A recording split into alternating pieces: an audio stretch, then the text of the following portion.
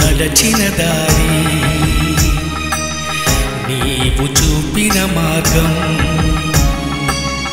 నీవు నడచిన దారి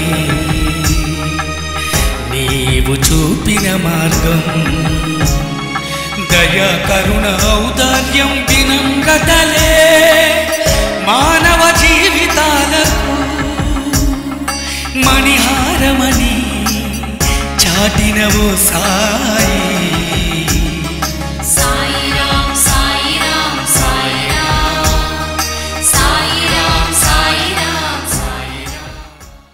మాకు మా చిన్న అబ్బాయి అప్పటి నుండి నేను సాయిబాబాని నమ్ముతానండి. ఎందుకంటే అబ్బాయి పాలు తాగకుండా ఏడ్చేవాడు. అప్పుడు మా కింద ఇంట్లో తమిళ వాళ్ళు ఉండేవాళ్ళు బిలాయిలో. వాళ్ళు బాబుని తీసుకెళ్ళి బాబాకి మొక్కి బాబా దీపం అఖండ దీపం పెట్టేవాళ్ళు. వాళ్ళు ఎప్పుడు వెలుగుతుండేదండి. నాకు బాబా అంటే అప్పటి వరకు తెలియదు. మా అబ్బాయి అప్పటి నుండి నాకు బాబా అంటే చాలా అండి. ఒకసారి మానేసిన ఆయన ఎప్పుడో ఏ రూపకంగానో గురు పూర్ణిమ రోజు ఎవరో ఒకరు ఇంటి ముందుకు వచ్చి బాబా గురించి అడిగి తీసుకెళ్ళే వాళ్ళండి. అయ్యో ఈ సంవత్సరం ఇవ్వలేదే అని నేను అనుకునేసరికి వచ్చి తీసుకెళ్తుంటారు. అప్పటి నుండి నేను బాబాని చాలా నమ్ముతుంటాను.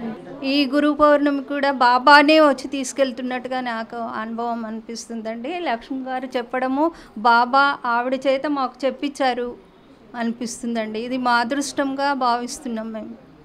బాబా వచ్చి తీసుకెళ్తున్నట్టుగా మాకు అలా అనిపిస్తుందండి. నా అనుభవం అది. నా పేరు గంగా భవానీ రాము అండి.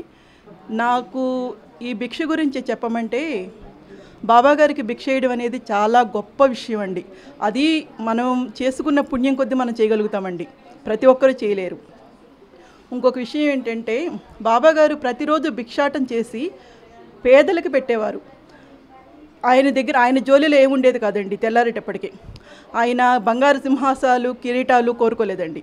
వచ్చిన భిక్షని పేదల కోసం వినియోగించారు. సో అదేవిధంగా మీరు చేయడం అనేది చాలా గొప్ప విషయం అండి. మీరు అలా చేస్తున్నారనే విషయాన్ని ఆ మాట చాలా గొప్పగా ఉందండి. పేదల కోసం వినియోగిస్తున్నారనేది చాలా గొప్పగా ఉందండి. ఇప్పుడు మనం ఏదో పెద్ద పెద్ద కార్యక్రమాలు చేయవలసిన లేదండి. మన చుట్టూ చాలామంది పేదలు ఉన్నారు. మనం వాళ్ళకి సహాయం చేస్తే చాలండి. ఎక్కడికో దూరాన్ని వెళ్ళి మనం ఎవరికి సహాయం చేయాల్సినంత అవసరం లేదు.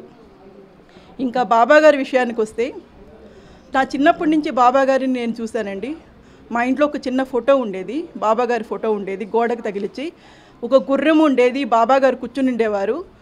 నేను అనుకునేదాన్ని ఏంటి దేవుడు ఇలా ఉన్నారు, దేవుళ్ళకి కిరీటాలు ఉంటాయి కదా, చాలా చాలా నగలేసుకుంటారు కదా, ఈయనేంటి ఇట్లా ఉన్నారు అనుకునేదాన్ని అండి.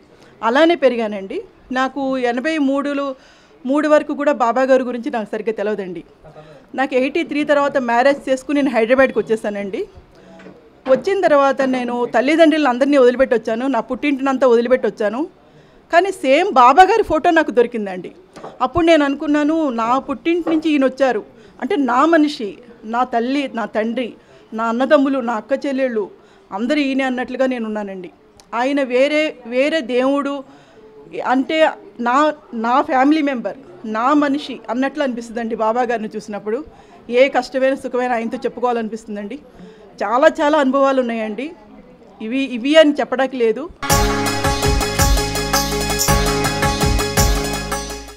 ఓం సాయిరామ్.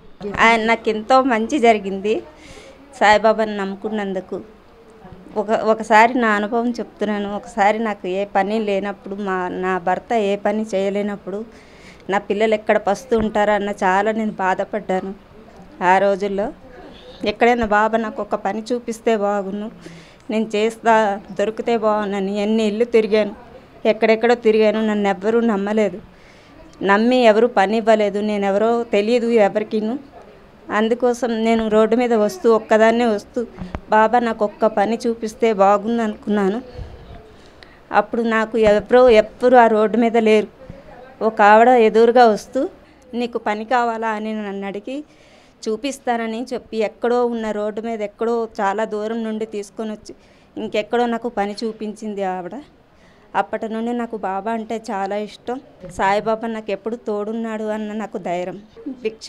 భిక్షట అంటే నాకు నేను ఎప్పుడు వేయలేదు, ఎక్కడ ఇవ్వలేదు బాబాకి. ఈరోజు నా అదృష్టం కొద్ది నాకు అమ్మ వాళ్ళ ఇంట్లో ఇలా వస్తున్నారు అనేసి అన్నారని నేను వెయ్యాలని నాకు చాలా సంతోషం అనిపించింది. వేయడానికి వస్తున్నానని నేను బాబాకి నాకు అదృష్టంగా ప్రసాదించాడని నేను వచ్చాను ఈరోజు భిక్షట చేయడానికి.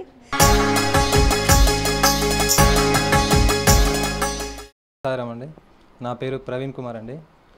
నేను ఇంత మంచి కార్యక్రమంలో పాల్గొనడానికి నాకు ఎంతో ఆనందంగా ఉందండి.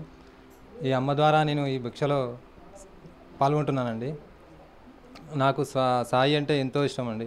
అడుగడుగున మమ్మల్ని ఎంతో కాపాడుకుంటూ మమ్మల్ని ఒక ఈరోజు స్థాయికి నిలబెట్టినంటే సాయినండి. సాయి టీవీ వాళ్ళు చేసే ప్రతి కార్యక్రమం చాలా బాగుంటాయండి. నేను చాలా చూస్తానండి. ఒకే ఒక కమర్షియల్ లేని ఛానల్ అంటే సాయి టీవీనండి. ప్రతి ఉదయం నుంచి రాత్రి వరకు సాయి గురించి చెప్పడం, సాయి పాటలు, సాయి కథలు, సాయి సిరులు బాగుంటాయండి. చాలా బాగుంటాయి సాయి టీవీలో అన్ని ప్రోగ్రామ్స్ చాలా బాగుంటాయండి.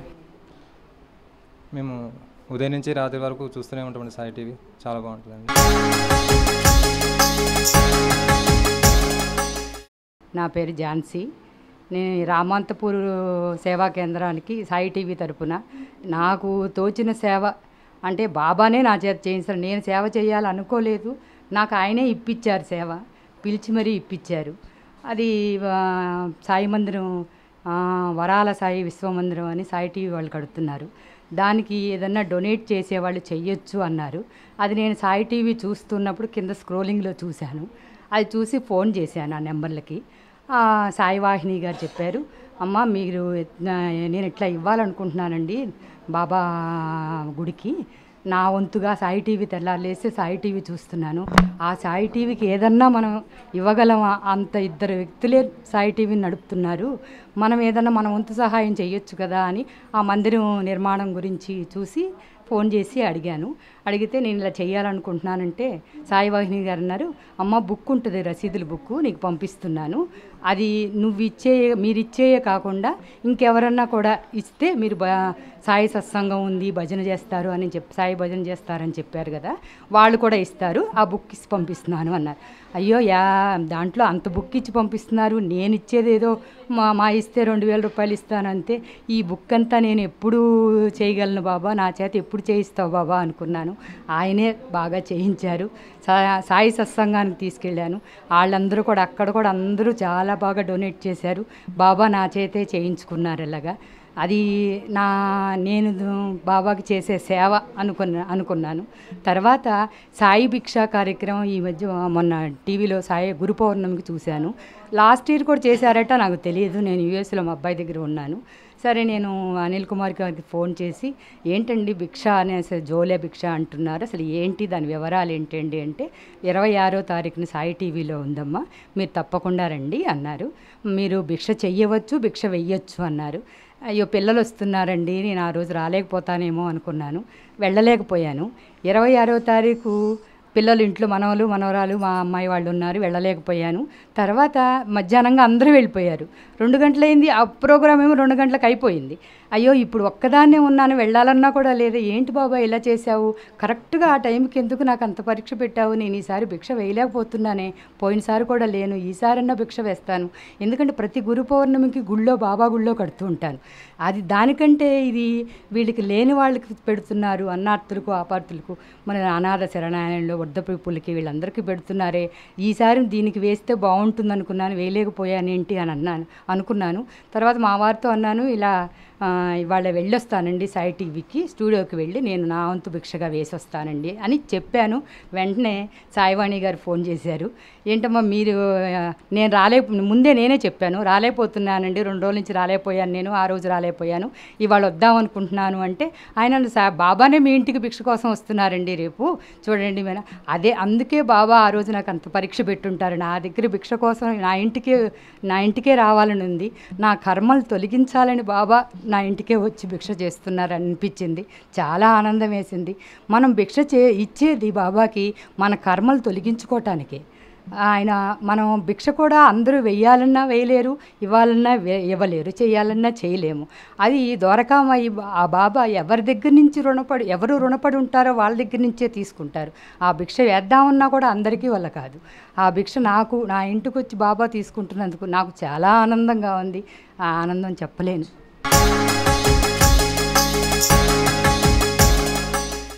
సాయిరామ్ అండి, నన్ను మోహిని అంటారు. అయితే ఈ భిక్ష గురించి నాకు తెలియదు, అక్క చెప్పింది ఇక్కడ భిక్ష కోసం వస్తున్నారు రమ్మని. భిక్ష వేశాను. ఈ భిక్ష ద్వారా నిరుపేదలకి వాళ్ళకి మీరు సహాయం చేయటం సాయి టీవీ నాకు చాలా సంతోషంగా ఉంది.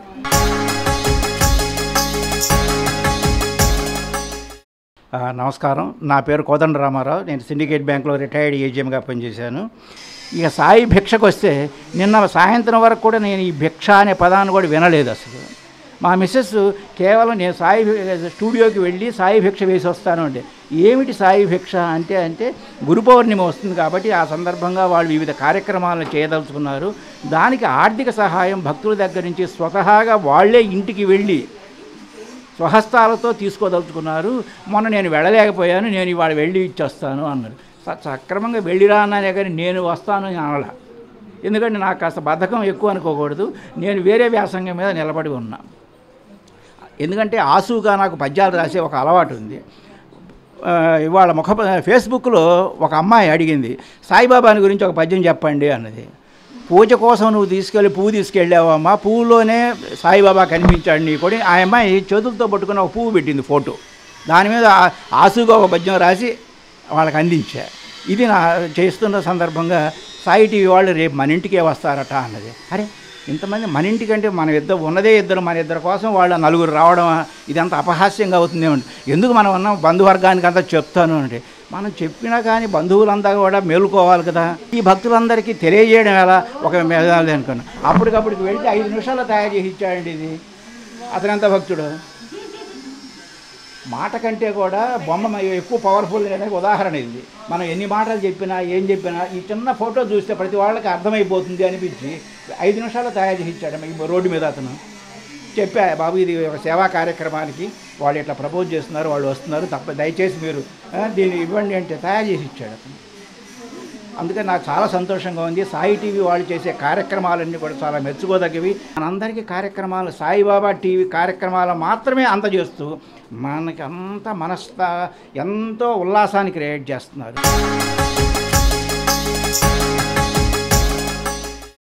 నేను మల్కాజ్గిరి నుంచి వచ్చాను సార్. నేను శ్రీవాసరావుని. లాస్ట్ టైం కూడా సాయి భిక్షలో పాల్గొన్నాను, మొన్న మిస్ అయిపోయాను. అందుకని చెప్పి ఈరోజు వచ్చి సాయి భిక్ష బాబాకు సమర్పిస్తున్నానండి. బాబా దయ వల్ల మేము అందరం బాగానే ఉన్నామండి. సాయి ఛానల్ పెట్టిన సాయి వాణి గారికి, అనిల్ గారికి ధన్యవాదాలు.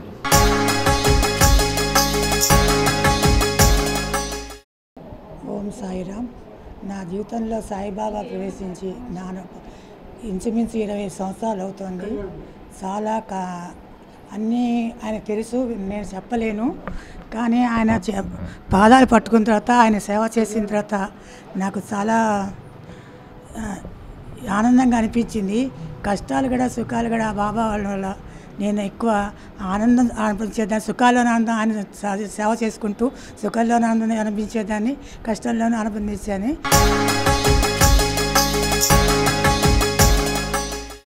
ఓం సాయిరామ్. ఈ సాయి ఛానల్ ద్వారా ఈ సాయి భిక్ష జోడి పట్టడం నాకు ఎంతో ఆనందంగా ఉంది. ఈ సేవ నాకు ఇచ్చినందుకు ఈ ఛానల్ వారికి నా కృతజ్ఞతలు. నాకు ఎన్నో అనుభవాలు ఉన్నాయి సాయిబాబాది. నా ప్రతి అడుగు కూడా అనుభవమే.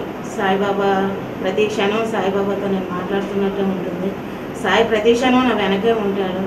కష్టం వచ్చినా కూడా ఆ కష్టంలో కూడా నేను సుఖం చూసుకుంటాను. ఎందుకంటే బాబా ఇప్పుడు మనకైనా బాధ వచ్చినా ఆ బాధలో కూడా మనకి సాయిబాబా మంచి చేస్తారు అనే నమ్మకం నాకు బాగా ఉంది.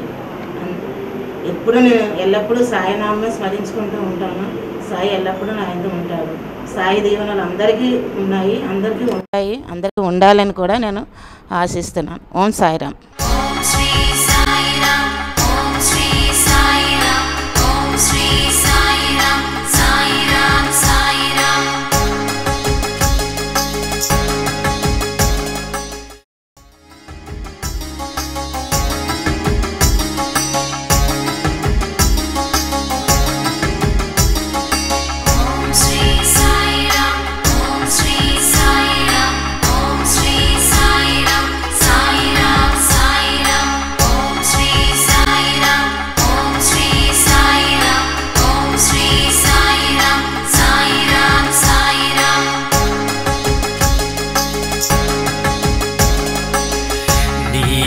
నడచిన దారి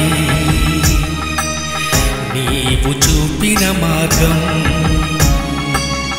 నీవు నడచిన దారి నీవు చూపిన మార్గం దయా కరుణ ఔదార్యం వినమ్రతలే మానవ జీవితాలకు మణిహారమని చాటినవో సాయి